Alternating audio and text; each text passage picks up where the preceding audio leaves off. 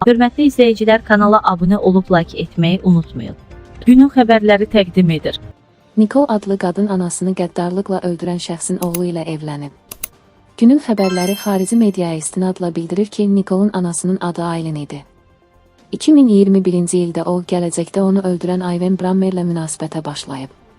Onlar nə qədər çox görüşürdülərsə, münasibətləri bir o qədər pisləşirdi.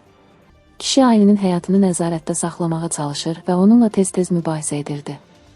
2022-ci ildə Nikol Ivan'ın oğlu Justin'lə tanış olub. Onun sözlərinə görə Justin atasına bənzəmirdi və çox xoşuna gəlmişdi. Qısa müddət sonra o, partnyorundan ayrılaraq Justin'lə birlikdə olmağa qərar verib. Bu zaman onların valideynlərinin münasibətləri tamamilə pisləşmişdi.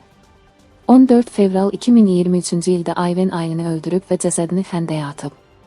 Meyitin qalıqları yalnız 12 gün sonra ovçular tərəfindən tapılıb. 2024-cü ilin yanvarında Ivan təqsirli bilinərək həbs edilib.